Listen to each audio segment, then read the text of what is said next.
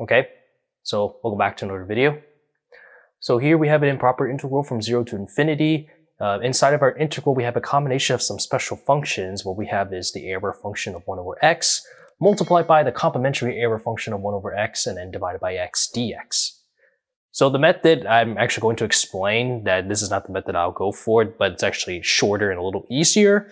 What it comes down to is you actually just utilize these two special functions, use their integral representation. What it comes down to is that you're really working with a triple integral, and it follows by using a bunch of substitutions here and there. Then once actually you get down to just a single integral, you actually get something nice in the form of an inverse tangent integral. It actually has, nice properties around this, such that the notation wise written is capital Ti underscore 2 of x. That's the function written for that integral representation, and the bound's different too, so that you just substitute that value in there for that special function.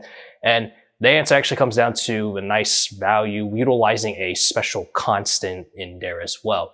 So what we will be doing instead is we're actually just going to utilize, so of course I mentioned use substitutions from the shorter step, the easier step rather, but we'll also be utilizing a nice little transform that I actually did a video once that it's never really talked about, but it's I won't give that too much of a secret. And actually and in the process, meanwhile, we actually be using a nice series representation to make the simplification of little things easier and make our workflow, nice and smooth.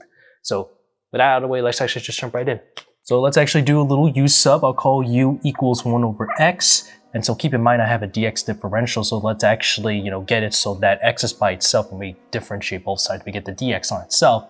So that means I have x is equal to 1 divided by u, then differentiating both sides, dx is equal to -1 divided by u squared, and then du.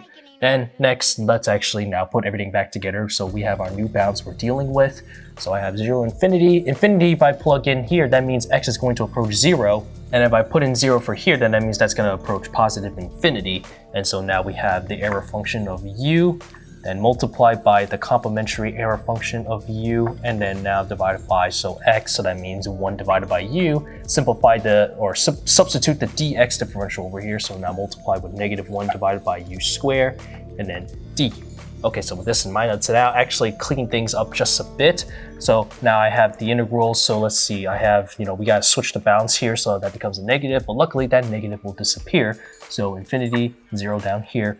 So now what we'll do is now distribute the u squared over here, and then that'll cancel out, so just a u on the denominator. So now they're just left with the error function of u, multiplied with the complementary error function of u, and then divided by u, then du. Okay. So with this in mind, so as I mentioned, we're actually now, next step is we're going to be using a series representation. Which one will we use? Will we use the error function or will we use the complementary error function? So actually, if you can guess, this is actually, we're going to be using the error function representation of its Maclaurin series. And I'll write that down to say that the error function of u is written as 2 divided by the square root of pi multiplied by the infinite sum at n is equals 0 of -1 to the power n multiplied with u to the power 2n plus 1, then divided by 2n plus 1, then multiply with n factorial. Okay, so now let's actually put that back together. So now what we have now is, let me actually first also call this whole thing capital I, the entire integral. I meant to do that earlier. So, and what we have now is the integral from 0 to infinity of 2 divided by the square root of pi multiplied by the infinite sum, n is equal 1, -1 divided to the power n, then u to the power 2n plus 1, then divided by 2n plus 1 times n factorial, then multiply with the complementary error function of u, and then divided by u du. Okay, so let's actually now interchange both the integral and the summation side with whole convergence, so it's actually valid from there. So, and another jumping one step ahead is that we can actually just factor out the constants as well, and also we have a u2n plus 1 divided by u, so I mean that just simply leaves to just u to the power 2n on its own. So now, just performing all that together, we now have just 2 divided by the square root of pi multiplied by its infinite sum, n equals 0 of -1 to the power n divided by 2n plus 1 then multiplied with n factorial. Then we have our integral from 0 to infinity of u to the power 2n multiplied by the complementary error function of u and then du. Okay, so with this in mind, so you might be thinking, how would we prefer, how would we continue forward from here? So I have the complementary error function, u to the power 2n. So as I mentioned, we're actually be using a nice special transform, that transform being not the Laplace, but the Mellin transform. So Mellin transform, we did a video back in the past as well. So in that definition, the Mellin transform of some function f of x for the variable of s is written as the following improper integral from 0 to infinity of x to the power s minus 1, and then your function f of x, then dx. So we have something of that little, nice formulation. So that's where that will come in handy.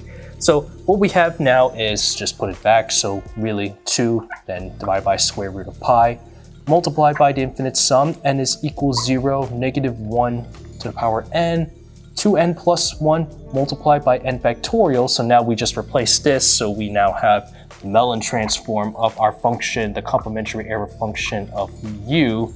Then we also have to consider, so u to the power 2n is, we have to choose what that s that we need to substitute in. So our s being the 2n plus 1.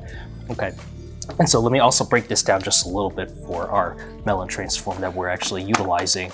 So the computation for our Mellin transform that I have braced is kind of a little difficult to work around with. Luckily, you can actually just look up information about the Mellin transform, and it actually gives you a nice, table of the transform, just like something with the Laplace transform, or even like your table of integrals, to that similar aspect. So what we have something in a form for the complementary error function, thankfully, can be written as the following if it's in its equivalence. So I have gamma of s plus 1 divided by 2, and then divided by the square root of pi, then times s. And of course that s, we have to evaluate that for 2n plus 1. Okay, so just continue forward. So I have 2 divided by square root of pi, and then we have our infinite sum, n is equals 0, negative 1 to the power n divided by 2n plus 1, then n factorial. And so we just now multiply. So if I actually not only just substitute this back in, so what we have here is that this is gamma of n plus 1, and then divided by, so plug in the 2n plus 1 over here. So it's just 2n plus 1. And thankfully, another thing I forgot to do is that we have a square root of pi over here and here. So now I can actually just, the radicals just disappear, and we're just simply just left with pi. So first thing, let me actually just divide this so it actually doesn't look like a little different over here. Okay, so with that, now to continue forward, so we know that gamma of n plus 1, utilizing that definition of the gamma function is actually in terms of the extension of factorial. So this is actually simply just n factorial. What's great is that n factorial here. So let me actually first write the whole thing out in full. So n is equals 0, negative 1 to the power n, and then now what we have is, this is going to be, so n factorial on the top, and then now 2n plus 1 square, and then n factorial, that'll cancel. So simply we're just left with 2 divided by pi multiplied by the infinite sum, n is equals 0, negative 1 to the power n, and then divided by 2n plus 1, and then square. Okay, so how can we proceed forward with such infinite sum we're working with? Thankfully, this is actually of a nice form. So utilizing the definition, so here's another function we're going to be using, a special function. We'll be using the Dirichlet beta function that says that for our beta of s is simply just equal to the infinite sum at n is starting with n is equal 0 of negative 1 to the power n, then divided by 2n plus 1 to the power s. And here we have that this is just equal to s. So what we have is, thankfully, the value actually comes down to a nice value. So 2 divided by pi, then replace this infinite sum for beta of 2. Beta of 2 is actually a well-known value that's actually Catalan's constant, and I'll just call that constant g. So the final answer really is just 2 times g divided by pi. So a nice final answer that actually, utilizes our error function and our complementary error functions. Just like that. Nothing too crazy. Well, not that crazy, but it's a longer approach that I actually like compared to the shorter one personally. So yeah, that's pretty cool if you ask me.